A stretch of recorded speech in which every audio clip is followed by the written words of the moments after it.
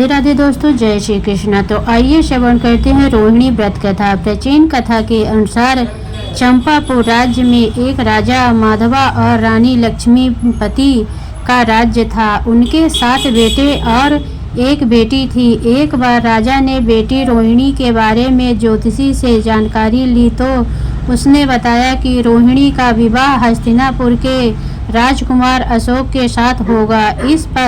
इसके बाद राजा ने स्वयंवर का आयोजन किया। उसमें रोहिणी अशोक का विवाह करा दिया गया। बाद में रोहिणी अशोक राजा रानी बने।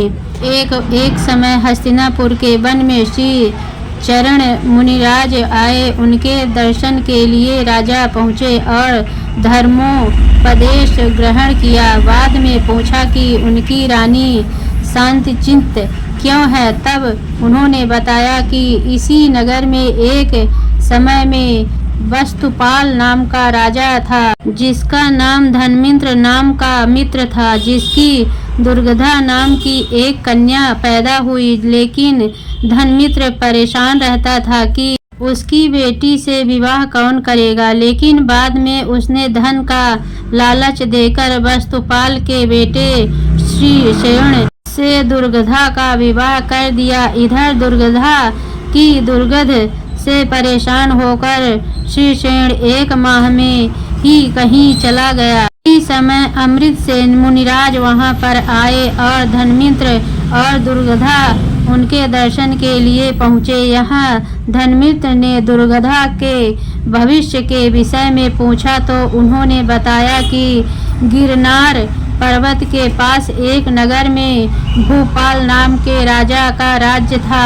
राजा की सिंधुमती नाम की रानी थी। एक दिन राजा रानी वन में जा रहे थे, तभी मुनिराज को देखा तो रानी को घर लौटकर आहार की व्यवस्था करने को कहा। रानी घर तो लौट आई, लेकिन गुस्से में मुनिराज के लिए कड़वी तुम्बी का आहार तैयार कराया। उससे मुनिराज को बहुत कष्ट और उनकी मृत्यु हो गई। राजा को इसका पता चला तो उन्होंने रानी को महल से निकाल दिया। पाप के कारण रानी को कोढ़ भी हो गया और आखिर में उसकी मृत्यु हो गई और नरक में गई। यहाँ दुख भोगने के बाद पहले वह पशु योनि में उत्पन्न हुई और बाद में तुम्हारे घर दुर्गधा नाम की कन्या के रूप में पैदा हुई। इस पर धनमित्र ने ऐसे व्रत के बारे में पूछा जिससे उसका पाप कटे, जिस पर मुनि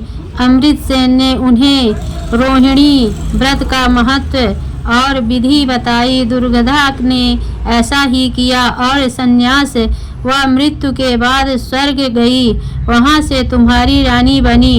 इसके बाद राजा अशोक ने अपनी कहानी के बारे में पूछा तो मुनिराज ने बताया कि भील के जन्म में तुमने भी मुनिराज को कष्ट दिए थे। इससे मृत्यु के बाद नरक होते हुए और कई योनियों में भ्रमण करते हुए व्यापारी के घर पैदा हुए। इसके बाद मुनिराज के बताने पर रोहिणी व्रत किया और अगले जन्म में राजा बने। इस तरह राजा रानी रोहिणी व्रत के प्रभाव से मोक्ष को प्राप्त हुए।